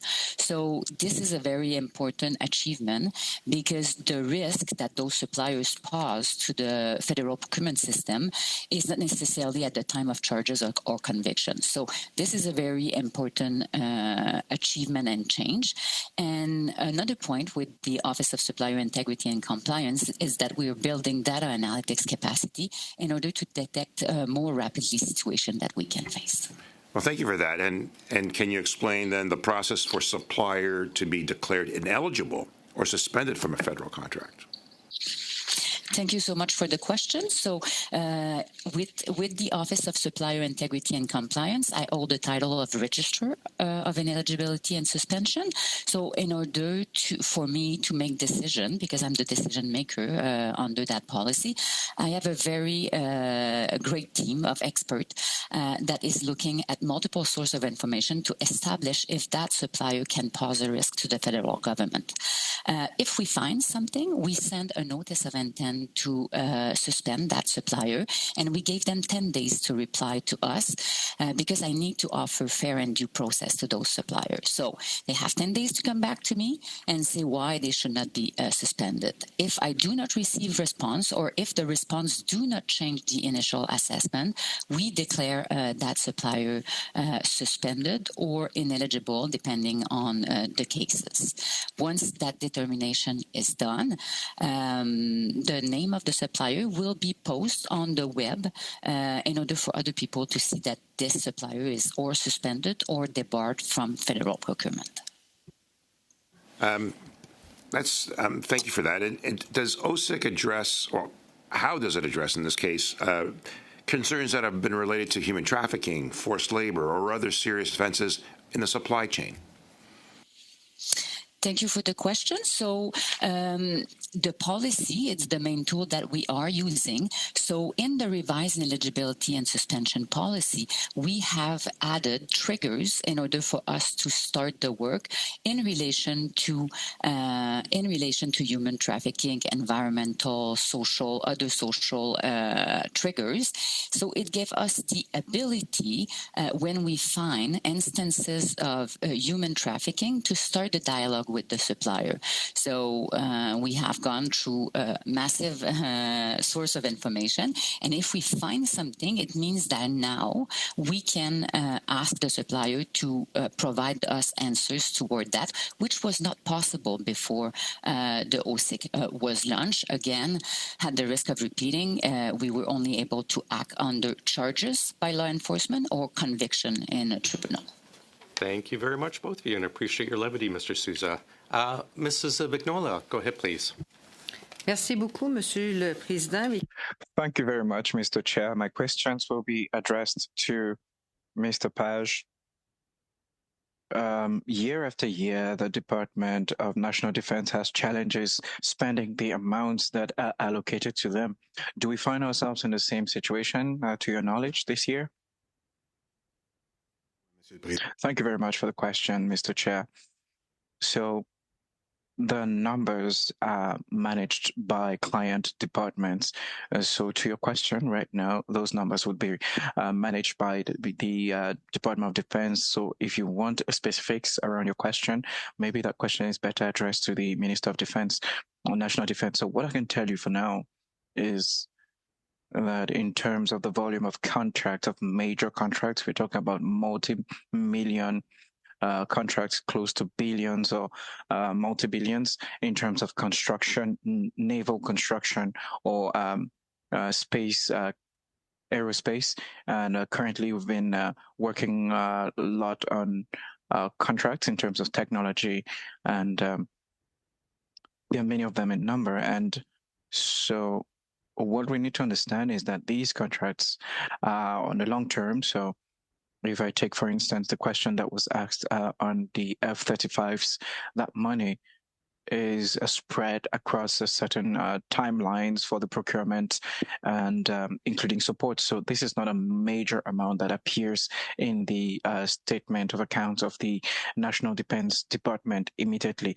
But of course, numbers will rise. We'll see an increase in those numbers over the next years.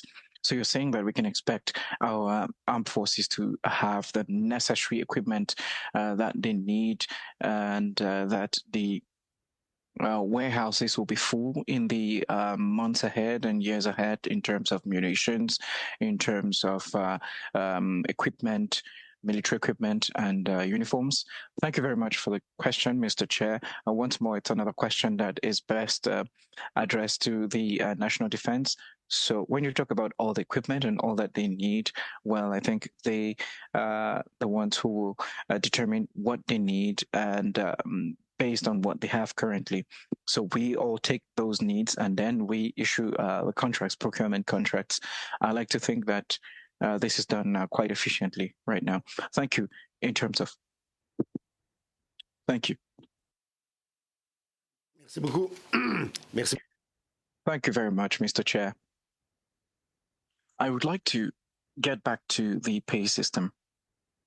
Everyone was quite traumatized by the Phoenix pay system, which costs a huge amounts of money to the Canadian taxpayer and costs significant problems for the public service, federal public service employees. And now we're engaging new spending for something called Dayforce, I believe. I think we're all very, very much concerned, and there are tens of thousands of employees of the Canada federal government because they were traumatized with their Phoenix experience. What have you learned from Phoenix, and what are you doing differently to avoid that this catastrophe reoccurs?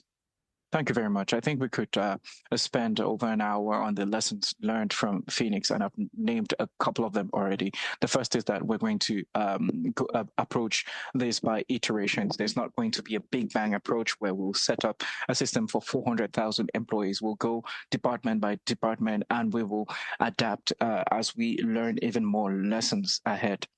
That's the first situation. Situation number two, we've put in place a program called Transparency by Design. And the goal of this program is to put out as much information as possible. Architectural reports, data reports will be made available to the public, and we'll do that quarterly, and documents will be made available online, and briefings in the media. And Canada government officials will be informed. And I think this is the first time that we would be sending out information on this. So if there's something that's missing, we want to know. Are you going to take into consideration simple things like the overtime, sick leave, parental leave, things that were not factored in by Phoenix, and that created a living hell out of people's lives?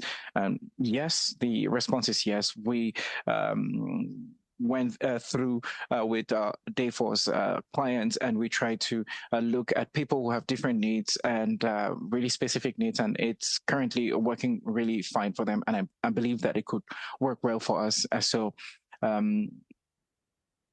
Now, with regard to the implementation calendar, what does it look like? By the end of the year, we'll have a detailed timeline, and that is one of our objectives for the fiscal year. Invite PSPC back specifically for a session just on Phoenix and an update. We're going to go to Mr. Genuis for 5 minutes, please. Thank you, Chair. Ms. Reza, you've referred 7 cases of fraud to the RCMP. I'm a bit worried about the cases of fraud not referred to the RCMP as well. How many instances are there in the last 9 years where an official of some level or a third-party reviewer has alleged fraud and the government chose not to refer that issue to the RCMP? Thank you very much for the question. Of course, that's a hard question to unpack. We can certainly try to triangulate some information. First off, any serious allegation of fraud is referred to the RCMP or to the law enforcement. You've heard that at committee through the AG report, through the Ombudsman, they've themselves said wherever they've seen fraud, they've referred it. I know that when we co-managed a tip line for competition, when we get results or any tips, we are always triaging and looking at. There's a certain threshold for the definition of fraud, but it's always acted upon and follow up depending on. Okay, so I want to seize on the word serious. You said you refer serious allegations of fraud. Is it common for you to receive allegations of procurement fraud that are ultimately deemed unserious by senior officials? Certainly all the ones that I've received, I've always referred immediately to a departmental oversight branch to investigate, to review, and then subsequently action. What I meant, and let me clarify my remarks, is that sometimes we receive allegations of frauds that are unfounded. Those do not get referred. Yeah, so just to be clear, I'm not talking about sort of random unidentified member of the public gives you an anonymous tip saying so-and-so should be investigated. I'm talking about where people inside of government or a third-party investigator that you've hired. Obviously, what brings this to our attention is the case that we heard about at this committee this week, where a third-party auditor engaged by the government met a group of senior officials from multiple departments, alleged fraud, shared evidence for that, suggested a referral to the RCMP. That referral did not happen. Would that have been a case where somebody determined for whatever reason that those weren't serious, or what's your response to that case? Well, I don't believe so. So in general, and we can turn to Catherine if she has comments specifically on allegations of fraud, the number we've received and what we've referred over the years. I can speak to you a little bit more specifically about that case because, of course, I've been following the deliberations of the committee. Yeah, can I just ask first, I would like a follow-up on specific numbers of instances where, like how many cases have there been internal allegations of fraud that have not been referred? But I'd like to hear your feedback on this case as well. So if you can get that answer to us in writing, but then also I'd like to hear your follow-up. Perfect.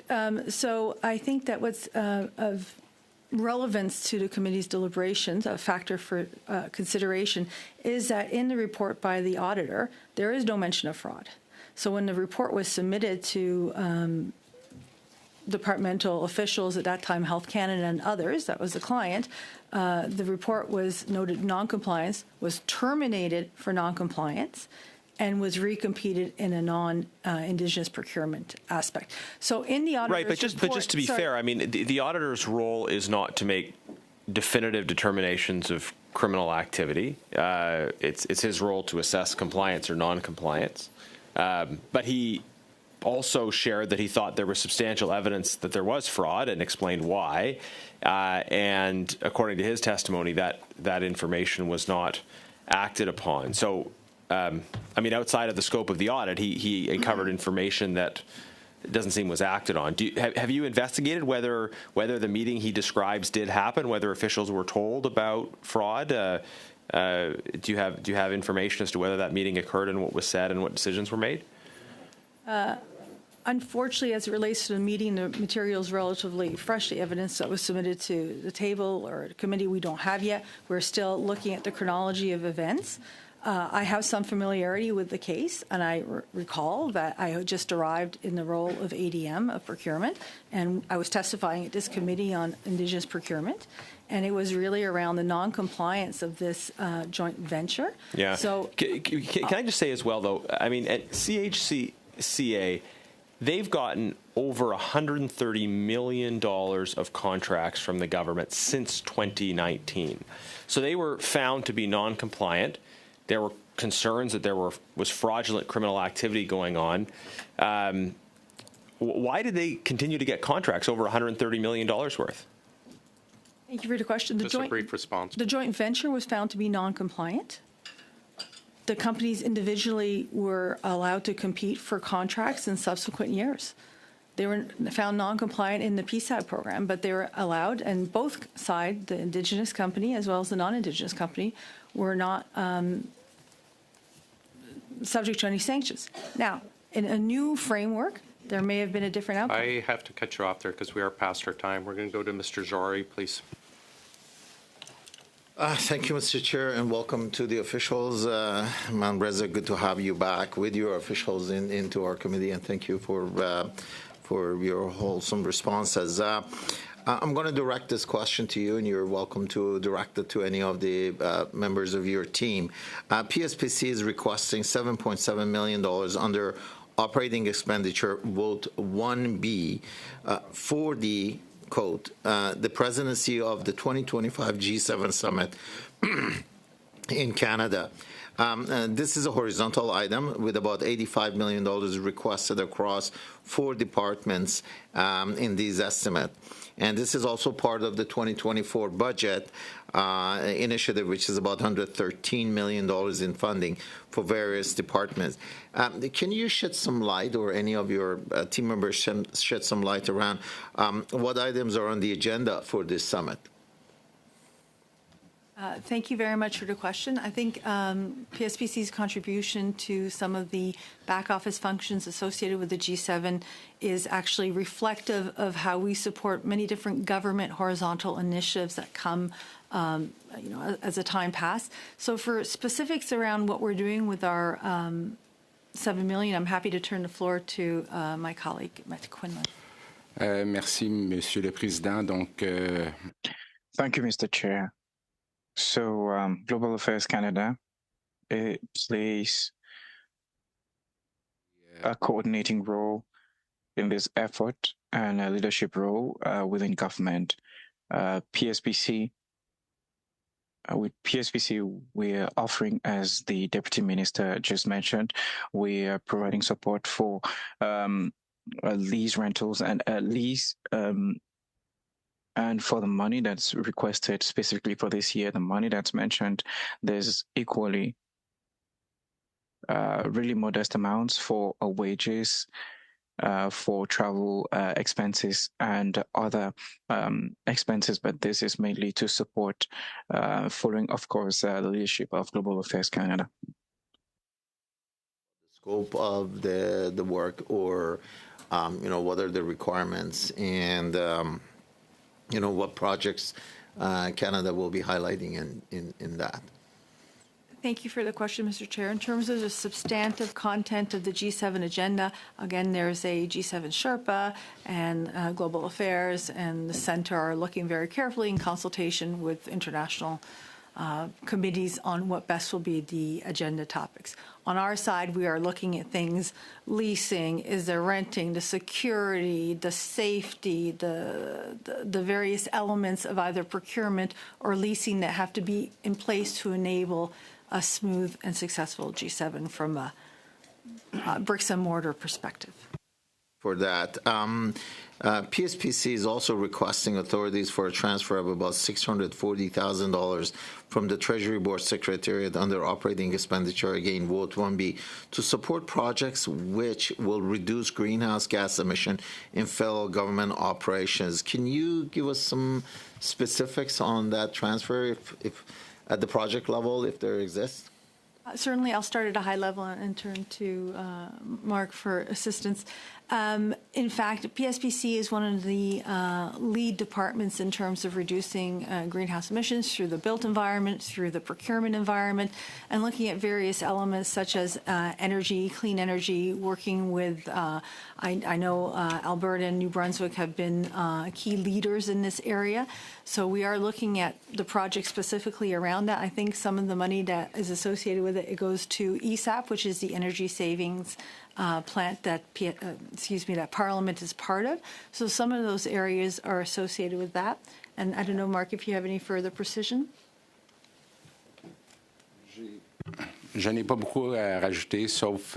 Well, not really anything much to add, considering that we follow government's direction with regard to the objective to make the government's buildings greener, and these are expenditures for the energy systems here in the National Capital Region, but also across through the procurement of the through procurement in some jurisdictions where the energy sources are less renewable.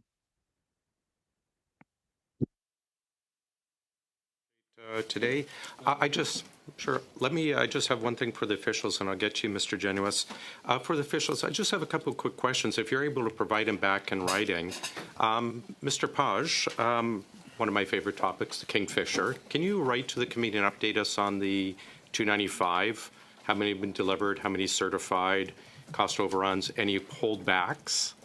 And any progress payments made regarding the Kingfishers? I appreciate it. Similar issue on the AOPS. I understand that the last one's been is getting ready for delivery. If you could provide to the committee how much we are over budget on them, how much we've had to spend to address some of the issues, the generator, the water filtration issues, the flooding issue, the anchor issues. And then for Ms. Poulet, quickly, regarding the integrity regime, we saw to the CEBA issue, Accenture getting remarkable access to government resources, taxpayers' resources, without any oversight. Accenture has been repeatedly charged by the U.S. Justice Department in the States for false claims against the U.S. government. Please, if you could provide in writing how that affects the integrity regime here, because Accenture, unlike perhaps Deloitte, doesn't have a separate Canada division. It is Accenture, period. So if you could get back to that, or back to the committee with that, I would appreciate it. Mr. Genuis, go ahead, sir, for your point of order. Yeah. Thank you, Chair. On November 19th, when Minister Hajdu was here, I asked her about whether there were any Liberal-appointed senators or Liberal MPs that had businesses on the Indigenous Business Directory. She didn't have an answer ready at the time, but she committed to providing that information back to us within the usual time frame. She may have hoped that I would forget about it, but I have not forgotten, and the time frame promised has elapsed, and we have not received that information as far as I know. So I wonder if we could receive an update from you or the clerk on what steps are being taken here to ensure that the committee's right to request this information and the minister's undertaking that it would be provided is being respected. Very valid point. I assume it's not been provided yet? No. Right. I'll ask our clerk to follow up with Mr. Haiju's office for that very important information. Okay, it's probably too late in the term to take too aggressive remedial actions collectively, but I hope, Chair, that you can, with the clerk, really underline that we will expect this information about businesses owned by Liberal MPs and Liberal appointed senators that are on the Indigenous Business Directory. And obviously, if we have to wait another 6 weeks and still don't have them by the time we come back in the new year, then a very aggressive response to the failure to hand over the information will be justified. The motion that the committee has passed does allow an opportunity for the committee to haul people back to committee to answer for them, not obeying the committee motion of 21 days. I'm assuming that will not be necessary, but we'll ask our clerk to follow up, and we'll have a response on Tuesday. Tuesday, we are meeting, thank you for the lead-in, for an hour and 20 minutes with the Public Service Integrity Commissioner. The witnesses that we'd hoped to be here in person for the Indigenous study are not able to commit to being here in person, so we will see them in February. And we'll have the one last round with them to finish up that part of the study. With that, thank you, everyone. We are adjourned.